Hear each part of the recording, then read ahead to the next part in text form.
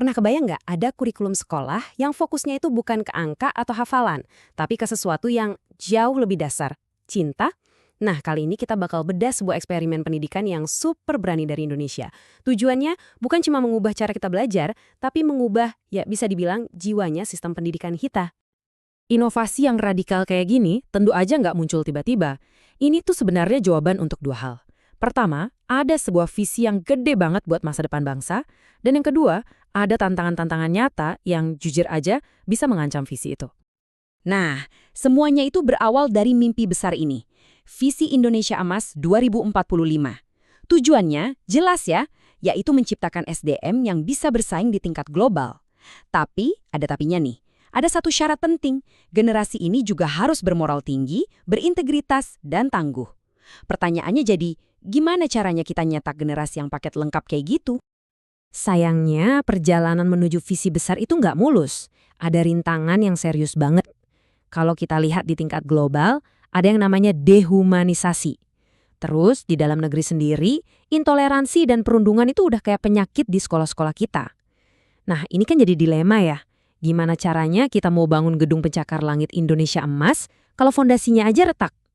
Oke, menghadapi tantangan yang sekompleks ini, solusinya ternyata bukan yang ribet-ribet atau teknis banget ya. Jawabannya justru sesuatu yang jauh lebih fundamental. Sebuah pendekatan yang pusatnya itu ada di satu ide yang kuat dan sebenarnya kita semua udah kenal banget. Dan inilah jawabannya, kurikulum berbasis cinta atau disingkat KBC. Yup, Anda nggak salah dengar, cinta. Kata yang biasanya kita temuin di puisi atau lagu, sekarang justru jadi fondasi kurikulum nasional. Keren kan? Terus apa sih KBC ini sebenarnya? Gampangnya gini, ini adalah kerangka pendidikan yang prioritas utamanya itu pengembangan karakter dan kecerdasan emosional. Jadi tujuannya bukan cuma nyetak siswa yang pinter di atas kertas, tapi membentuk manusia seutuhnya. Manusia yang humanis, toleran, dan ya, menjadikan cinta sebagai kompas moral dalam hidupnya. Oke, saya tahu apa yang mungkin ada di pikiran kalian. Wah, berarti pelajaran matematika sama sains diganti jadi pelajaran soal perasaan dong? Hehe, jawabannya sama sekali enggak. Nah, ini poin kuncinya. KBC itu bukan dirancang jadi mata pelajaran baru. Anggap aja ini sebagai jiwanya. Jiwa yang meresap ke semua aspek pendidikan. Coba bayangin deh, ini tuh kayak sistem operasi atau OS yang jalan di belakang. Dia ngasih nilai-nilai kemanusiaan ke setiap pelajaran, mau itu biologi, sejarah, atau bahkan ekonomi.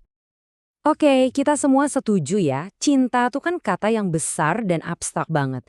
Nah pertanyaannya, gimana caranya konsep yang filosofis ini diterjemahkan jadi sesuatu yang konkret, sesuatu yang benar-benar bisa diajarin di kelas?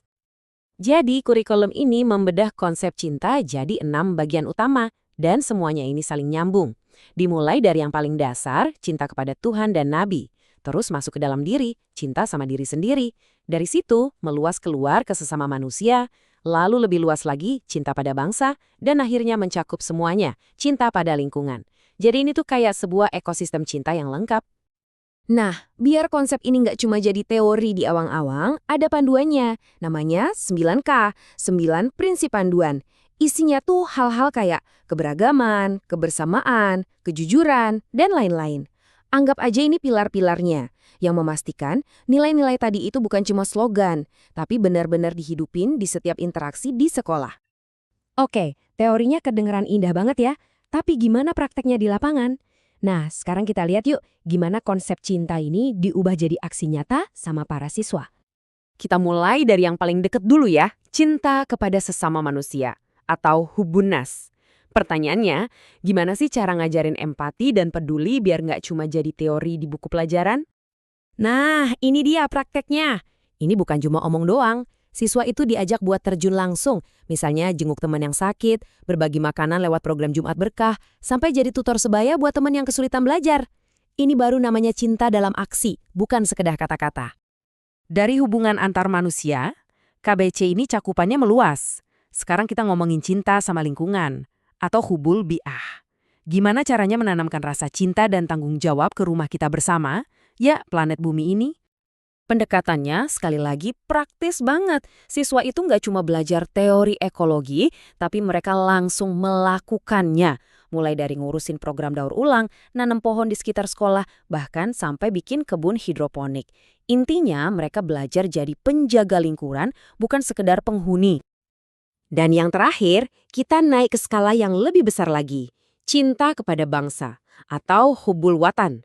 Terus gimana caranya kurikulum ini bisa menumbuhkan rasa memiliki dan bangga jadi orang Indonesia? Jawabannya lewat pengalaman langsung. Jadi lewat acara kayak perayaan Hari Nasional, belajar gamelan atau tari tradisional, sampai kebiasaan pakai batik tiap minggu, para siswa ini diajak buat nyambung langsung sama akar budaya mereka. Ini nasionalisme yang dirasain, bukan yang cuma diapalin dari buku. Nah, setelah kita lihat semua teori dan prakteknya, kita sampai ke pertanyaan paling dasar. Jadi, goalnya apa sih? Apa hasil akhir yang mau dicapai dari semua ini? Disinilah letak perbedaan paling besarnya. Sukses atau enggaknya KBC ini nggak diukur dari nilai di rapor. Tolak ukurnya itu hal-hal kayak, apakah empati siswa tumbuh? Apakah mereka jadi lebih aktif di kegiatan sosial? Apakah sekolah jadi tempatnya aman dan inklusif buat semua? Jadi fokusnya tuh geser. Dari yang tadinya cuma hasil akademik, sekarang jadi pertumbuhan manusia seutuhnya. Dan pada akhirnya, iya, semua ini balik lagi ke visi awal tadi, Indonesia Emas 2045. Tujuannya adalah menciptakan generasi yang bukan cuma kompetitif secara global, tapi juga sangat manusiawi. Generasi yang siap bersaing pakai otaknya dan memimpin pakai hatinya. Eksperimen dari Indonesia ini ninggalin kita dengan satu pertanyaan besar buat direnungkan. Di tengah dunia pendidikan yang sekarang ini kayaknya terobsesi banget sama data, peringkat, dan kompetisi, jangan-jangan cinta, dalam artinya yang paling luas, justru adalah bahan rahasia yang selama ini hilang. Nah, itu dia pemikirannya menarik buat kita bawa pulang.